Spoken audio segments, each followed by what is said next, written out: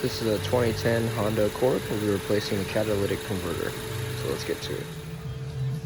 So first thing we're going to do to remove or replace the catalytic converter on this Honda is we're going to go ahead and unplug the downstream O2 sensor right here, reaching from the side. You'll be able to get it. There'll be two clips, one holding this top part into the bracket and then the bottom one to actually take off the O2 sensor. You see I've removed it. I've already removed it here.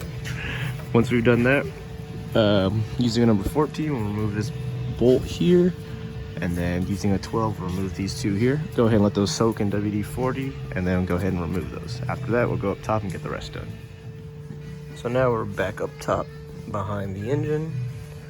After removing those two 12mm bolts and that one 14mm, we're going to come up top and remove this cover. So we're going to have to remove a total of 3 12s, 1, 2, and 3, as well as the O2 sensor versus unplugging it. So we can get this cover out the way and expose the bolts behind here to remove the cat. So using a 22mm O2 sensor socket, we're going to remove this here and then remove the cover.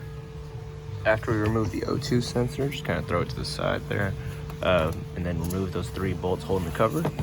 We went ahead and just took the cover out the way, so now exposing 4 12mm bolts, 1, 2, 3, and the 4th one be on the other side of here. We're going to go ahead and remove that. There will be a gasket, so just kind of get it out the way as well. We'll be replacing it, and then once we remove those, we can just pull the cat straight out. So after removing those 4 bolts, we just swung the cat out those studs and slid it up. Go ahead and get the old gasket out as well. So now what we're going to do before we put the new cat in is we're going to transfer over the O2 sensor as well as this heat shield. So let's get this on a new cat and get ready to install it. Alright y'all, so we have our new cat here ready to install.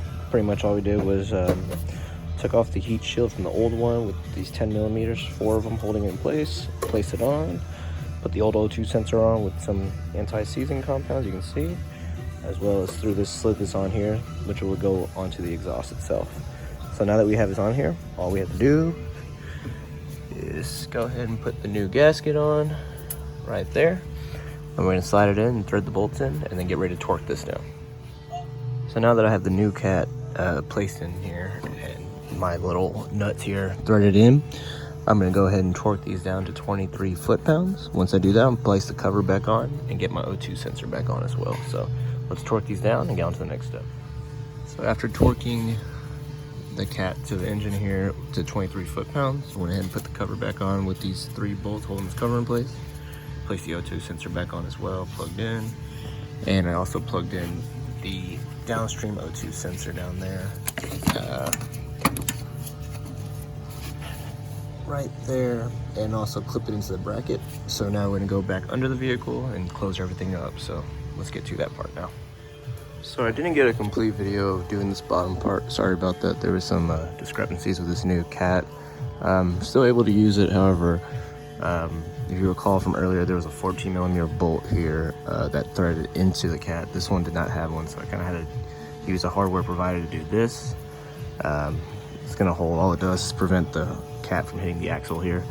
And then these here, normally you would replace these when installing a new cat. However, the new one, the hardware provided with the cat did not properly fit. It didn't have like a little buffer piece right here. It just kept going, so just went ahead and used the old one, which is still fine. These will get torqued down to 16 foot-pounds, but pretty much that's it. That's how you install the new cat. So thanks for watching. Please like and subscribe. More videos to come.